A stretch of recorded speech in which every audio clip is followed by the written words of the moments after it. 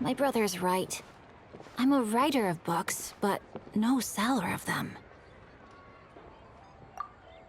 Just about. Only a few chapters left. It's just... Could I ask you a question? How much do you think my calligraphy could sell for? Oh, come on. What's with that old-fashioned talk? I'm being serious here.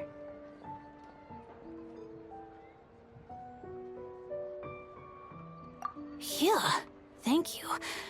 At least you're not couching it in business jargon like they do at home. Penned words are worth their weight in gold, and there's no market for such prices as you might command. Earlier, I asked my brother about the typewriter situation. He cut me off just as I was about to ask why he hadn't brought one back for me. And can you guess what he said? No. In fact, he'd actually brought one back a long time ago. He even knows about everything that's happened recently, and asked me to try the typewriter to see if the size was appropriate. As it turns out, it did. In fact, its dimensions had been modified to suit the dimensions of my palms, which made it very comfortable to use.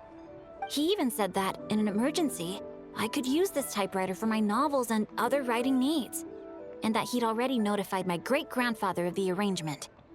As to why he didn't just give me the typewriter earlier, it was actually because he was hoping that I could eventually improve my penmanship.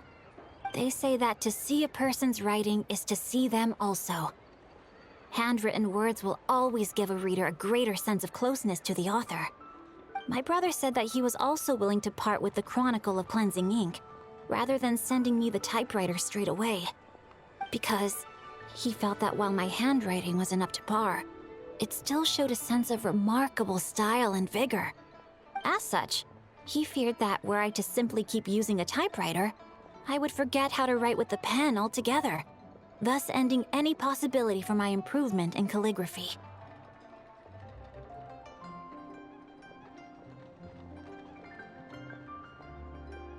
To be honest, he had me sweating there too.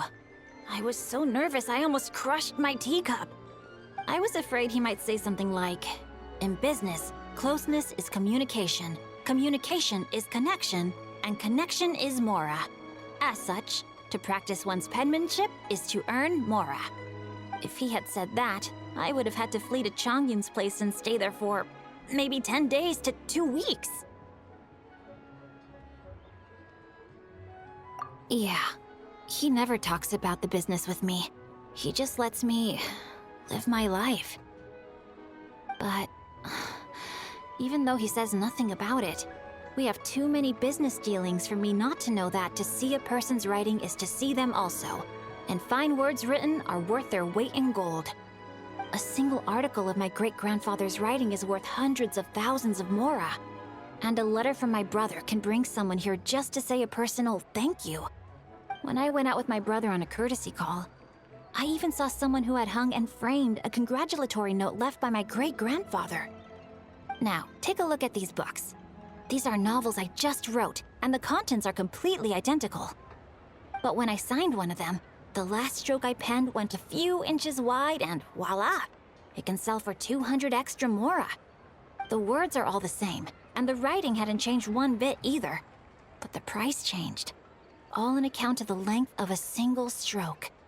Congratulatory notes can have the same content, but everyone would hang my great-grandfather's up on a wall and carefully preserve one that my brother sent.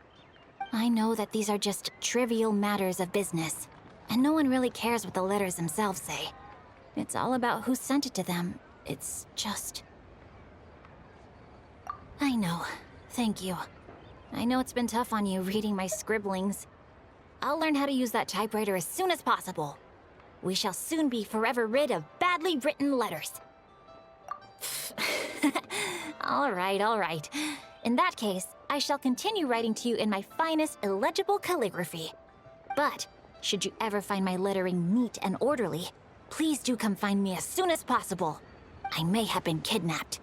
Or perhaps I just really want to see you. Oh, would you look at that? It's getting late. I shall see you later, traveler.